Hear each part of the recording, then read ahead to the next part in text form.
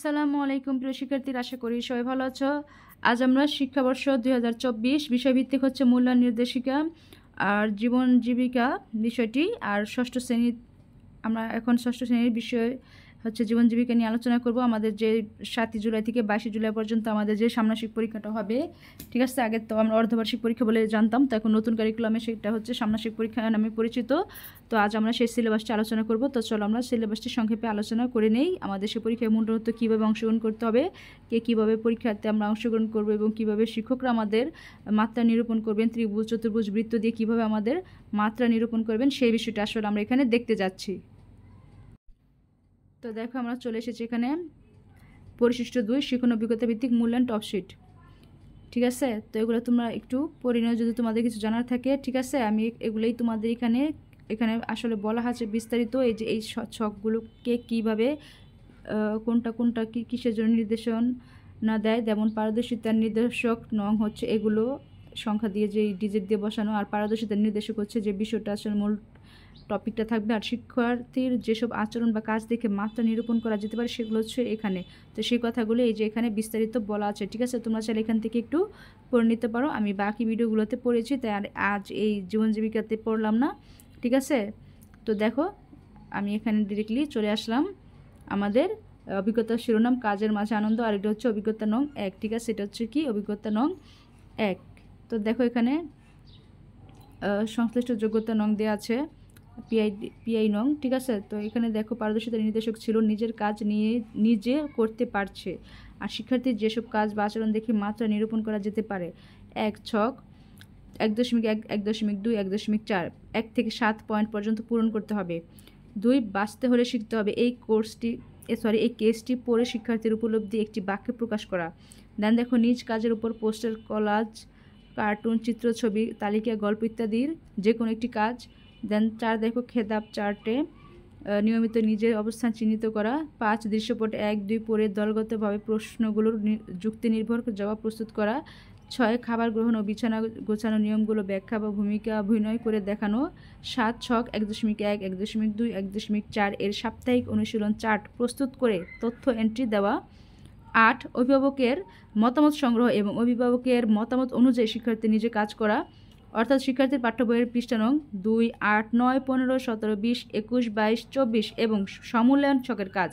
এছাড়া বিদ্যালয়ের অবস্থাকালীন সময় বিভিন্ন ধরনের কাজ, সংশ্লিষ্ট আচরণ ও অভিভাবক সভায় বা অন্যান্য সময়ে অভিভাবকের কাছ থেকে প্রাপ্ত তথ্য, ঠিক আছে। তো এই বিষয়গুলোর উপর আমাদের আসলে শিক্ষার্থীরা কে কীরকম আচরণ করছে, কতটুকু তাদের কাজ কমপ্লিট করতে পারছে, সেটার উপর আমাদের শিক্ষকরা কী করবেন, মাত্রা নিরূপণ করবেন। কে বৃত্ত পাচ্ছে, কে চতুর্ভুজ পাচ্ছে, আর কে ত্রিভুজ পাচ্ছে, ঠিক আছে। ঠিক এই যে এই পিআইডি নংয়ের উপর নির্ভর করে, আর এটা হচ্ছে আমাদের নির্দেশক, ঠিক আছে। পারদর্শিতা নির্দেশক আমরা মানে যে টপিকটার ওপর কাজগুলো করব, পারিবারিক কাজে অংশগ্রহণ করতে পারছে কিনা, ঠিক আছে। তো ঠিক পর্যায়ক্রমে এখানে দেখো অভিজ্ঞতা 2 নংও আছে। দেখো অভিজ্ঞতা 2 নং অভিজ্ঞতা শিরোনাম পেশার রূপবদল সংশ্লিষ্ট যোগ্যতা। এটা ঠিক আমি এর আগে যে ছকে যেভাবে বুঝিয়েছি ঠিক এখানেও দেখো সেভাবে আছে। এখানে আছে পারদর্শিতা নির্দেশক পেশাসমূহের পরিবর্তন বিশ্লেষণ করতে পারছে। চিত্র 2.2 হাসপাতাল কেন্দ্রিক পেশাসমূহ এর খালিঘর পূরণ। দেন বক্স 2.1 আমাদের এলাকার বিভিন্ন পেশার তালিকা পূরণ। 3 পেশার ধরন পরিবর্তন এর দৃশ্যপটে 1 উল্লিখিত প্রশ্নগুলোর জবাব প্রদান। চিত্র 2.3 ও 2.4 তুলনামূলক বিশ্লেষণ করা। 5 ছক 2.1 এর সবকটি খালি করে উত্তর সন্নিবেশ করা। 6 দৃশ্যপট 2 এ উল্লিখিত প্রশ্নের জবাব প্রদান। ঠিক পর্যায়ক্রমে এখানে দেখো একটা আইডি আছে, এখানে পিআই আইডি আছে। সেই পিআইডি অনুযায়ী এখানে দেখো পারদর্শিতা নির্দেশক আছে, এটা হচ্ছে পারদর্শিতা নির্দেশক নং, আর এটা হচ্ছে পারদর্শিতা নির্দেশক, মানে প্রশ্ন আকারে আমরা যেভাবে আগে পরীক্ষা দিতাম, তো এটা হচ্ছে অনেকটা সে প্রশ্নের মতনই। তো সেই প্রশ্ন আগে আমরা মুখস্থ করে লিখতাম, আর এখানে হচ্ছে আমাদের এই টপিকটার উপর আমরা কতটুকু কাজ করতে পারছি, কতটুকু বইয়ে কাজ করছি। এরকম বইয়ের মধ্যে কেস থাকে, বিভিন্ন গল্প বা ছোট করে কিছু গল্প থাকে, সে অনুযায়ী আমাদের প্রশ্ন উত্তর করতে হয়। তো সে বিষয়গুলো আসলে এখানে আছে। তো আশা করি তোমরা বুঝতে পেরেছো। ঠিক পর্যায়ক্রমে এই কাজগুলো তোমাদের করতে হবে। তো আমি এখন দেখিয়ে দিচ্ছি অভিজ্ঞতা নতুন। অভিজ্ঞতার শিরোনাম হচ্ছে আগামীর স্বপ্ন সংশ্লিষ্ট যোগ্যতা, এখানে দেয়া আছে, ঠিক আছে। আর এখানে যে কাজগুলো তোমাদের করতে হবে এবং যেগুলো দেখে শিক্ষক তোমাদের মাত্রা নিরূপণ করবেন, মানে তোমাদের ত্রিভুজ বৃত্ত না চতুর্ভুজ পেয়েছো সেটা নির্ধারণ করবে। তো সেগুলো তোমরা অবশ্যই দেখে নিতে পারো কষ্ট করে। তোমরা চাইলে স্ক্রিনশট বা ভিডিও স্টপ করে দেখে নিতে পারো। তোমাদের যখনই কোনো দরকার পড়বে তখনই তোমরা এখান থেকে চাইলে সাবস্ক্রাইব করে বেল আইকন প্রেস করে রাখতে পারো, যখনই দরকার পড়বে তোমরা এসে এখান থেকে নিতে পারো। ঠিক আছে, এখন আমরা দেখব অভিজ্ঞতা নং 4। অভিজ্ঞতার শিরোনাম আর্থিক ভাবনা, সংশ্লিষ্ট যোগ্যতা।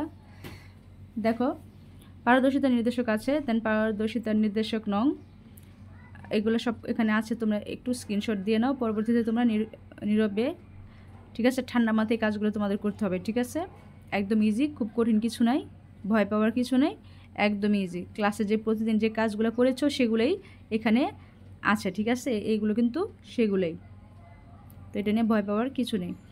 দেন দেখো এখানে বাকি টুকু অংশ আছে অভিজ্ঞতা 4-এর। আর এখন দেবো অভিজ্ঞতা নং 5। অভিজ্ঞতা 5 নঙে আমাদের অভিজ্ঞতার শিরোনামটা ছিল আমার জীবন আমার লক্ষ্য, মানে অধ্যায়ের নাম এটা আসলে, সেটা এখন অধ্যায় দেওয়া হয় না, অভিজ্ঞতার শিরোনাম বলা হয়। তো দেখো তোমরা এখানে পারদর্শিতা নির্দেশক নং আছে এবং পারদর্শিতা নির্দেশক আছে, সে অনুযায়ী তোমরা কাজগুলো করবে। তো স্ক্রিনশট নিয়ে নাও। এখানে আছে অভিজ্ঞতা নং 6। অভিজ্ঞতার শিরোনাম 10-এ মিলে করি কাজ, সংশ্লিষ্ট যোগ্যতা এখানে দেওয়া আছে। পারদর্শিতা নির্দেশক নং আছে, পারদর্শিতা নির্দেশক এখানে আছে। শিক্ষার্থীর যেসব কাজ আচরণ দেখে মাত্রা নিরূপণ করা যেতে পারে সেগুলো এখানে উল্লেখ করা আছে। তো তোমরা এগুলো একটু দেখে নাও। এখন আমরা যাব অভিজ্ঞতা নং 7-এ। অভিজ্ঞতা নং 7-এও দেখো শিরোনাম হচ্ছে কুকিং। তো আমরা বুঝতে পারছি মৌলিক খাবার রান্না করতে পারছে, কুকিং মানে তো রান্না করা। তো রান্নার ব্যাপারে তোমরা কে কতটুকু সে ছকগুলো পূরণ করতে পেরেছো এবং করেছো সেই বিষয়টি এখানে আছে। দেন হচ্ছে 8, অভিজ্ঞতা নং 8। অভিজ্ঞতা নং 8-এ দেখো অভিজ্ঞতার শিরোনাম চারা গাছ রোপণ, সংশ্লিষ্ট যোগ্যতা এখানে আছে। যেমন গাছ রোপণ পরিচর্যা করতে পারছে, এ অনুযায়ী চারা গাছ রোপণে উদ্বুদ্ধ হওয়া, অন্তত একটি চারা গাছ নিজ এলাকায় রোপণ করা গাছটি নিয়মিত পরিচর্যার মাধ্যমে সুস্থভাবে টিকিয়ে রাখা, পরিবেশ সংরক্ষণে চারা গাছ রোপণের গুরুত্ব উপস্থাপন, চারা গাছ রোপণে অন্যদের মাঝে সচেতনতা তৈরি করা। এই কাজগুলো যাচাইয়ের ক্ষেত্রে পৃষ্ঠা 143-এর পর্যবেক্ষণ ছকের উপস্থাপন ও অভিভাবকের মতামত দেখে নিতে হবে। ঠিক আছে, তো এই ছিল আমাদের এ পর্যন্তই।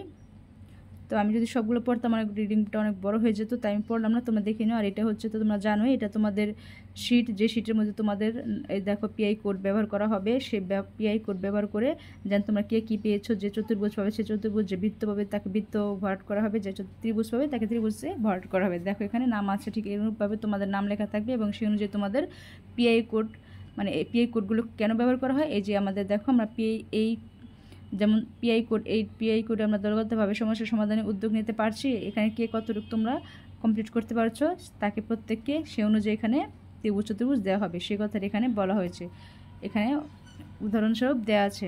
ঠিক আছে, যেন তোমরা বুঝতে পারো। তো আশা করি ভিডিওটি তোমাদের উপকার আসলে অবশ্যই লাইক কমেন্ট করতে ভুলবেন, অবশ্যই সাবস্ক্রাইব করবে। আর আজ এ পর্যন্তই, সবাই ভালো থেকো, আল্লাহ হাফিজ।